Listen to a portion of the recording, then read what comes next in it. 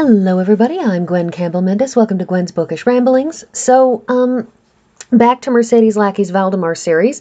This is the next book chronologically. This is an immediate follow-up on the Collegium Chronicles. This continues Mags's story and picks up basically right after the quest that they went on in Bastion. So in Bastion, where they set out to, get Mags officially sort of made into, give him his sort of year of apprenticeship to be a herald, but also to effectively fake his death so that all of those people from that country very far away would think he was dead so that Mags would be able to get on with his life, and these so-called sleep givers, as we find out by the end of the book, that they would stop attempting to send people over and stop harassing Valdemar. So this book follows up on that and opens with Mags having received a letter from his cousin who looks almost exactly like him, who is planning on taking over the sleep givers, saying that, you know, he's taken over everything, that his father died, that the girl that he had been thinking that he might want to marry after meeting up with Mags and discovering this concept of maybe, you know, having a relationship with a woman that he actually, liked and could talk to and so on, that she apparently was perfectly happy to get together with him, and that everything is going hunky-dory at his end. There is the implication, of course, that he may have killed his own father in order to ensure his takeover went smoothly, but, you know, that it's a cutthroat band of assassins. What do you expect? The rest of this book is basically Romeo and Juliet Redux. So, we've all either read or heard or otherwise been faced off with the story of Romeo and Juliet, whether the proper Shakespeare one or whether you were watching the Jets and the Sharks dance around on screen. You know, there's any number of variants on the story. In this particular case, however, it's mostly Romeo and Juliet, mostly from the perspective of people who are trying to keep the not Capulets and not Montagues apart. So you have these two families who roll into town, and they have a long-term feud, and everybody basically braces themselves for these families to cause trouble. Because neither of them warned the king in time that they were both going to be there, so the king wasn't able to effectively arrange in advance for the two groups of them to just be nowhere near each other. And so Mags winds up being set on the so-called Romeo's family, that's Brand, and his job is basically to pretend to be a sort of lower level nobleman, somebody who was noble but not, you know, so high up that anyone would think he was any sort of competition, someone who with enough money to entertain other people and to hang out and be a good time, and his job was basically to redirect young hotheads from causing trouble. So Mags is spending the bulk of the book doing that, and starting up a small network of effectively street spies. That is, he finds a bunch of young children, and he recruits them to act as a spy network for himself. Because one of the things that happened in the previous book was Nicholas, who is the king's own and Mags's mentor, had said that when he was Mags's age, that was when he started to set up his network of informants, of spies, of everything else. And because Mags is being basically trained up to follow in Nicholas's footsteps to take over the role of King's spy master and so on and so forth. Mags is, now that he is officially a herald, officially old enough and in sort of now declared properly one of the heralds, that he's graduated from school and is now, doing the job proper.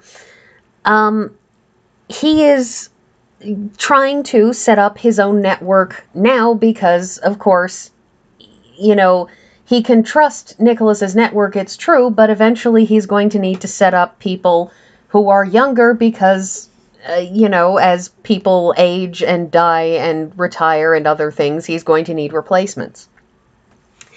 Now, that's Mags. Amelie, something very interesting happens with Amelie, actually. And intriguingly enough, in this book, Nicholas, her father, who played such a major role as Mags's mentor, as, well, the King's Own and everything else, something very interesting happens at the beginning of this book, and it's a fascinating tailspin of a concept, of a moment, in fact.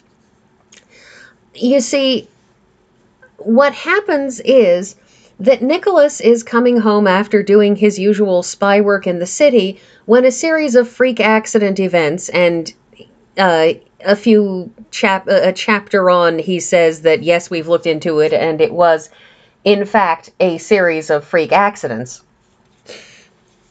send him tumbling over over a bridge into a river, and so he gets basically knocked over the bridge into the river. It's midwinter. The river is freezing. Hypothermia sets in.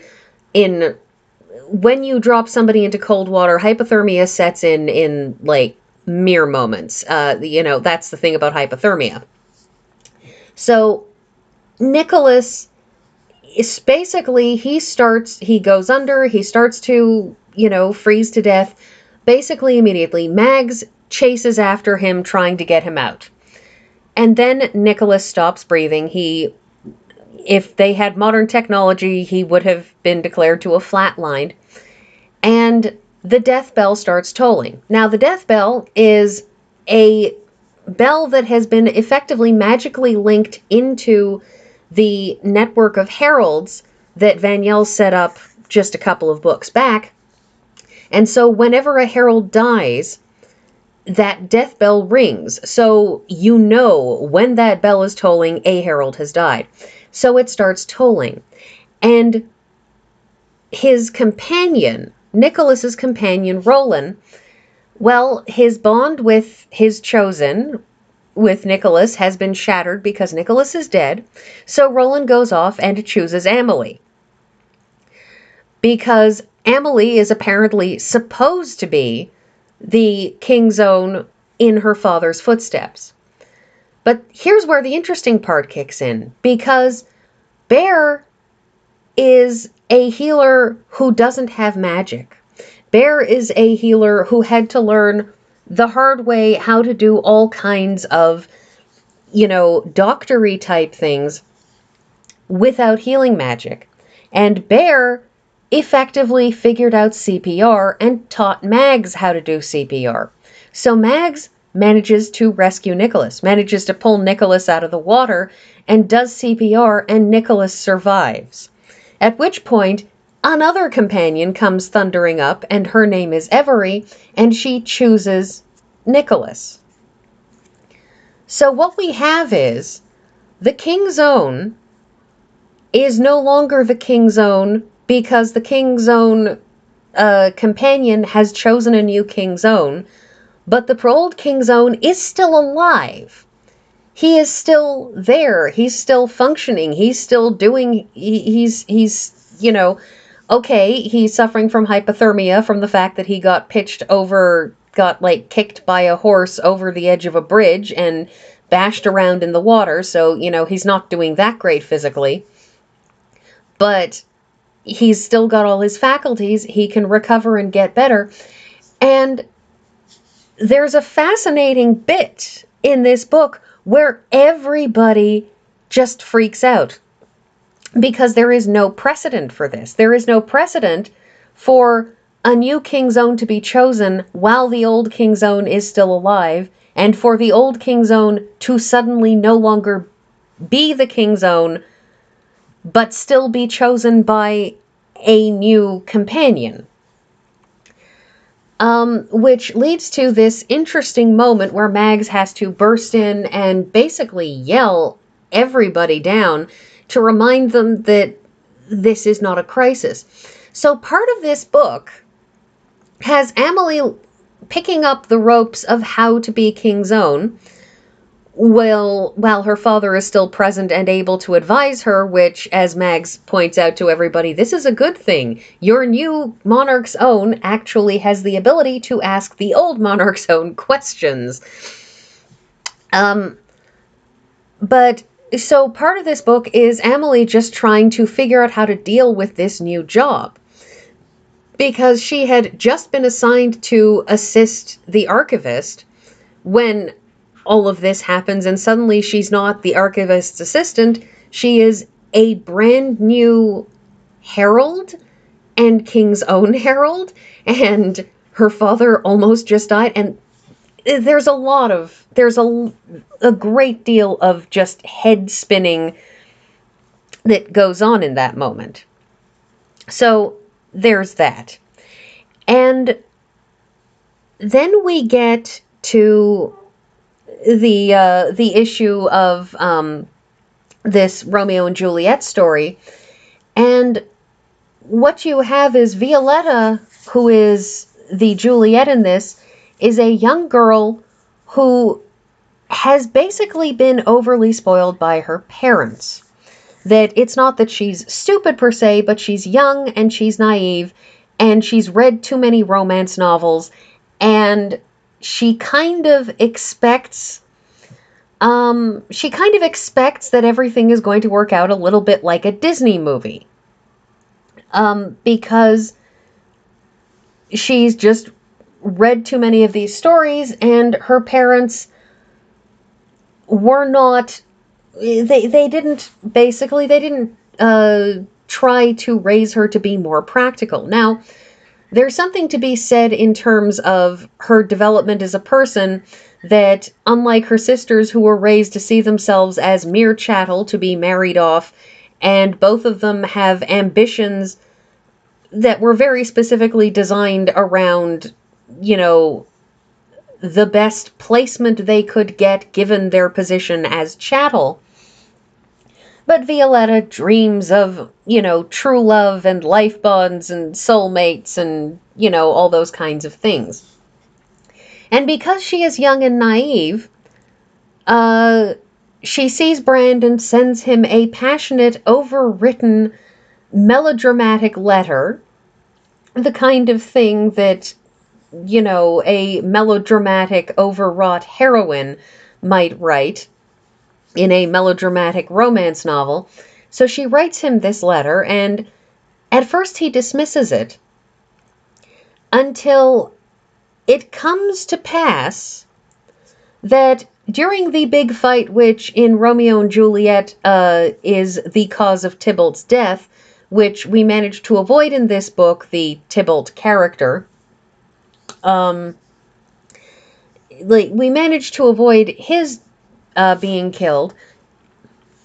But following that mess, the prince orders that the two families basically get married, that the son of the one family marry the eldest daughter of the other, so that we can all just, they're basically forced to put all of this feuding aside. Brand, who it turns out is a complete psychopath, takes advantage of Violetta's naivete and basically plans to arrange to murder two families and marry Violetta and take over the three estates all at the same time. It's kind of horrifying, and the whole thing has a very dramatic climax and final denouement, and thus ends the book one of the Harold Spy trilogy. And I will pick up with what happens in book 2 of this trilogy, well, next week.